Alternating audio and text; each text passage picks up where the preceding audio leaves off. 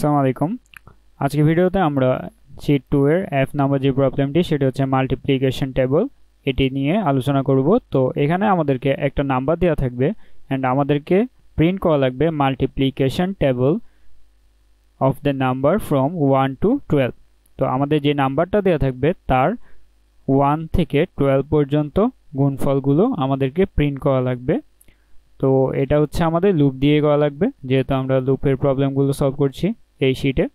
তো লুপের মধ্যে আমাদের কি করা লাগবে, আমাদের হচ্ছে একটা লুপ চালানো লাগবে কত i ইকুয়াল টু 1 থেকে i less than equal to 12 পর্যন্ত।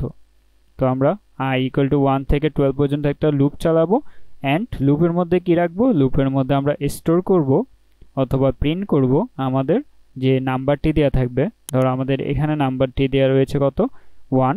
তো আমরা কি করব, 1 এর সাথে প্রত্যেকবার i এর গুণ করতে থাকব।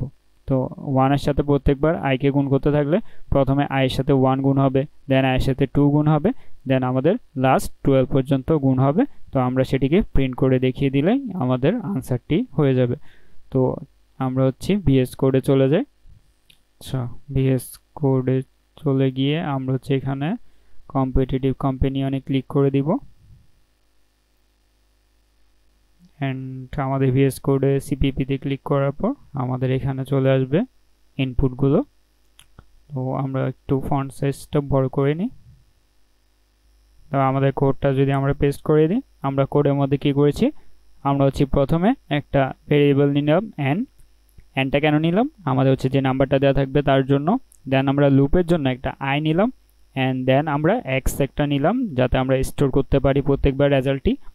তো এখানে হচ্ছে আমরা ইনপুট নিচ্ছি scanf এর মধ্যে, দেন আমরা লুপ চালালাম 1 থেকে 12 পর্যন্ত। তো আমরা 1 থেকে 12 পর্যন্ত চালিয়ে আমরা x এর মধ্যে স্টোর করছি প্রত্যেকবার আমাদের যে নাম্বারটি দেওয়া রয়েছে তার সাথে আমাদের i যতবার লুপ চলছে ততবার নাম্বারগুলো x এর মধ্যে স্টোর হচ্ছে। তো আমরা printf দিয়ে প্রিন্ট কিভাবে করব, প্রিন্ট হচ্ছে তারা যেভাবে চেয়েছে সেভাবে আমাদের প্রিন্ট করা লাগবে। তো তারা কিভাবে চেয়েছে, তারা হচ্ছে প্রথমে যে নাম্বারটি দেওয়া থাকবে তাকে প্রিন্ট করতে হবে, দেন একটা স্পেস দিতে হবে, দেন একটা মাল্টিপ্লাইয়ের জন্য একটা চিহ্ন দিতে হবে, দেন হচ্ছে আমরা আবার যে নাম্বারটা দিয়ে গুণ করব অর্থাৎ আমাদের i তাকে আমরা এখানে দিব এন্ড আবার স্পেস দিয়ে আবার একটা ইকুয়াল দিতে হবে, দেন আমরা আবার একটা স্পেস দিব এন্ড সবার লাস্টে আমাদের যে গুণফল তা প্রিন্ট করা লাগবে এন্ড সবার শেষে আমাদের একটা নিউ লাইন দেওয়া লাগবে যাতে আমাদের পরবর্তী আউটপুটটা পরের লাইনে শো করে। তো আমরা সেই কাজটি এখানে করলাম।